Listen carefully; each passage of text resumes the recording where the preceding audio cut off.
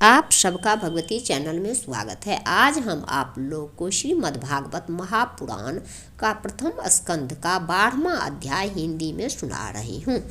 श्री राधा कृष्णाभयाम नमः, श्री कृष्णाय वयम नमः। ओम नमो भगवते वासुदेवाय। परीक्षित का जन्म। सौनक जी ने कहा, अश्वत्थामा ने जो अत्यंत तेजस्वी ब्रह्मास्त्र चलाया था उससे उत्तरा का गर्भ नष्ट हो गया था, परंतु भगवान ने उसे पुनः जीवित कर दिया। उस गर्भ से पैदा हुए महाज्ञानी महात्मा परीक्षित के, जिन्हें सुखदेव जी ने ज्ञानोपदेश दिया था, जन्म, कर्म, मृत्यु और उसके बाद जो गति उन्हें प्राप्त हुई, वह सब यदि आप ठीक समझे तो कहें, हम लोग बड़ी श्रद्धा के साथ सुनना चाहते हैं। सूत जी ने कहा, धर्मराज युधिष्ठिर अपनी प्रजा को प्रसन्न रखते हुए पिता के समान उसका पालन करने लगे। भगवान श्री कृष्ण के चरण कमलों के सेवन से हुए समस्त भोगों से निष्प्रह हो गए थे।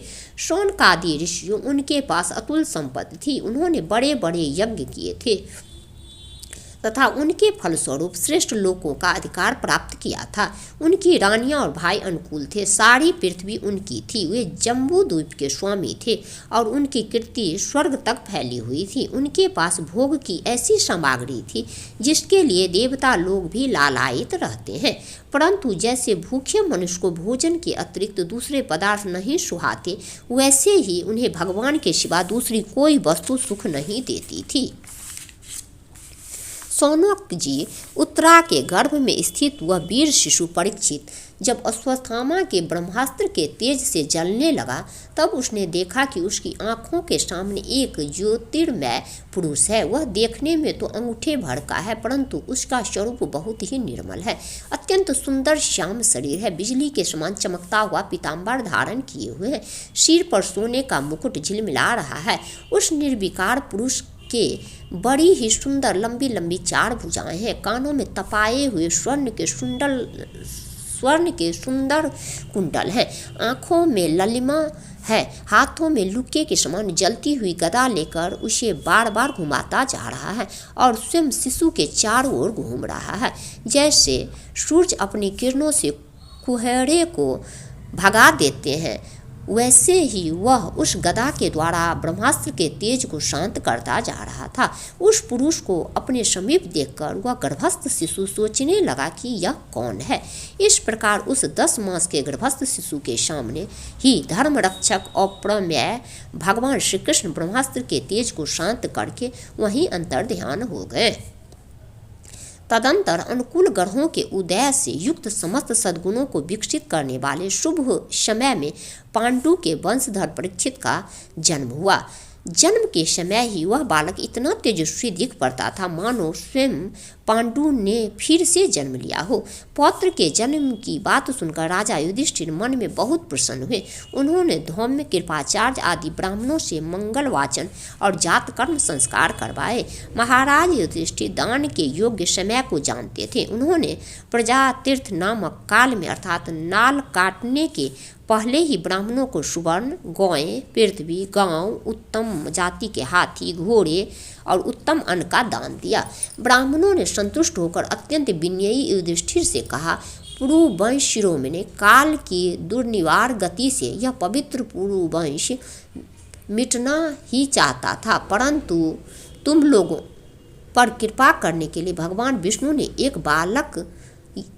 ने यह बालक देकर इसकी रक्षा कर दी है, इसलिए इसका नाम विष्णुरात होगा। निस्संदेह यह बालक संसार में बड़ा यशस्वी भगवान का परम भक्त और महापुरुष होगा। युधिष्ठिर ने कहा, महात्माओं, यह बालक क्या अपने उज्ज्वल यश से हमारे वंश के पवित्र कीर्ति महात्मा राजर्षियों का अनुसरण करेगा? ब्राह्मणों ने कहा, धर्मराज, यह मनुपुत्र इक्ष्वाकु के समान अपनी प्रजा का पालन करेगा तथा दशरथ नंदन भगवान श्री राम के समान ब्राह्मण भक्त और सत्य प्रत्यंगी होगा। यह उसी नरेश शिवी के समान दाता और शरणागत वत्सल होगा तथा याज्ञिकों में दुष्यंत के पुत्र भरत के समान अपने वंश का यश फैलाएगा। धनुर्धरों में यह सहस्त्रबाहु अर्जुन और अपने दादा पार्थ के समान अग्रगण्य होगा। यह अग्नि के समान दूरधर्ष और समुद्र के समान दुस्तर होगा। यह सिंह के समान पराक्रमी, हिमाचल की तरह आश्रय लेने योग्य, पृथ्वी के सदृश तितिक्षु और माता पिता के समान सहनशील होगा। इसमें पितामह ब्रह्मा के समान समता रहेगी। भगवान शंकर की तरह कृपालु होगा और संपूर्ण प्राणियों को आश्रय देने में यह लक्ष्मीपति भगवान विष्णु के समान होगा। यह समस्त सद्गुणों की महिमा धारण करने में श्री कृष्ण का अनुयायी होगा। रंती देव के समान उदार होगा और ययाति के समान धार्मिक होगा। धैर्य में बलि के समान और भगवान श्री कृष्ण के प्रति दृढ़ निष्ठा में यह प्रहलाद के समान होगा। यह बहुत से अश्वमेध यज्ञों का करने वाला और वृद्धों का सेवक होगा। इसके पुत्र राजर्षि होंगे। मर्यादा का उल्लंघन करने वालों को यह दंड देगा। यह पृथ्वी माता और धर्म की रक्षा के लिए कलयुग का भी दमन करेगा।